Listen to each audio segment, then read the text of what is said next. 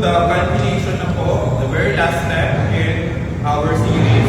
So let us calculate the gyro error by Candleman Boutwines and PPMDs.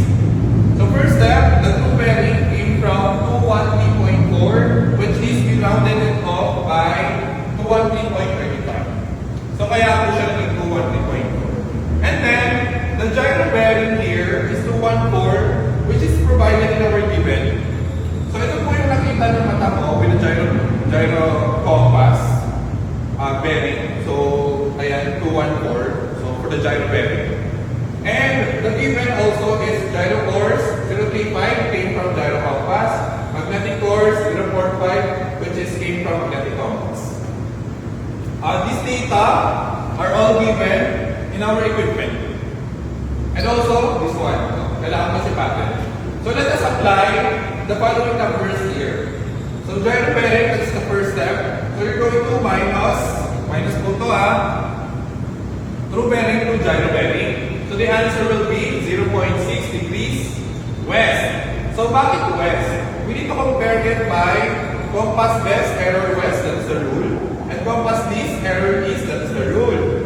So, ang compass sa dalawa is yung gyro bearing. Okay? So, the answer is west, 0.6. Next, apply the 035, which is the gyro course here. So, also, we have a rule, westerly add, easterly minus. So, the answer will be, for the true course, 035.6. Next, magnetic course is 045, which is also came from here. So, we're going to subtract both so that we can get the true error.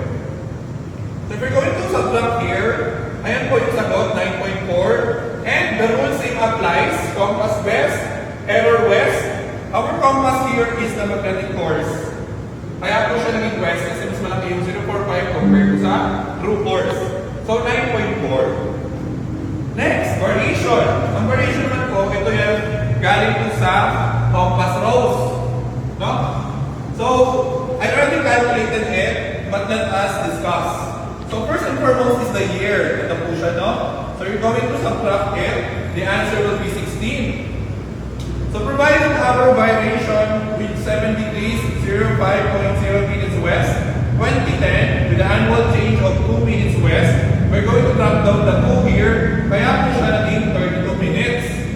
So, 16 times 32 annual change. Okay?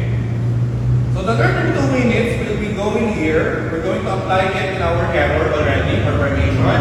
So, 7 degrees, 05.0 minutes, plus 32.0 minutes because both are west.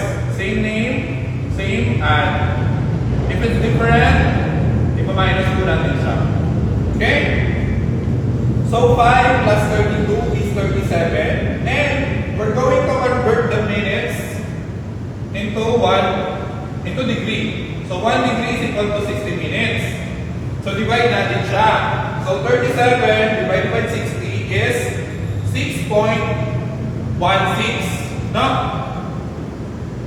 So, i-drop down mo lang to, kaya po siya maging 7.616. And we're going to round it off with 7.6 only to the nearest decimal 1. And the name will be west. Okay? And then we're going to apply it here. So, once you apply it here, as per rule, you need to reverse the sign. So, magiging east na po siya. So again, reverse the signage or name.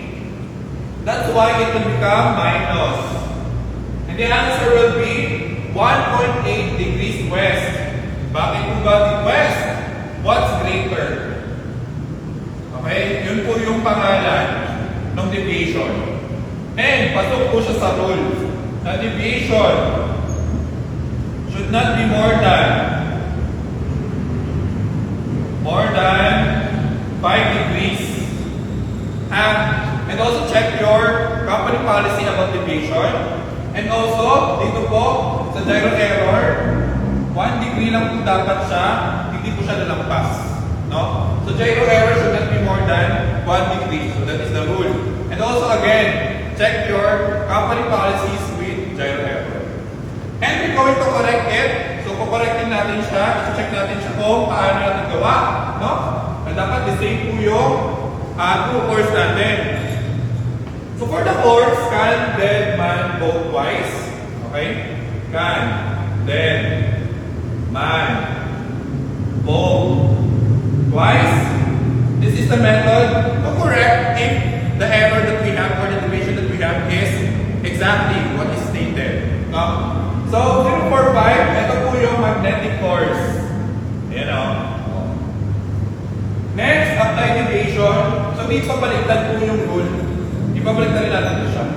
So easterly add, westerly minus. So 0.4.3 ang sagot with this kasi minus natin yung 45 minus 1.8. Tapos yung variation, original name na po yung ilalagay natin dyan. No? So kung anong name dito, same name lang siya. Wala o hindi mo siya get-revise. Okay? So i-minus natin ulit. Okay, kasi minus na ako, di ba yun? Ayan o. Okay? So the answer is the same. Right? True course, true course. So 035.6, 43.2 minus 7.6 is 035.6, and the answer for true course here is 035.6 as well. Okay? So that is the method for calculating gyro error and correcting our calculation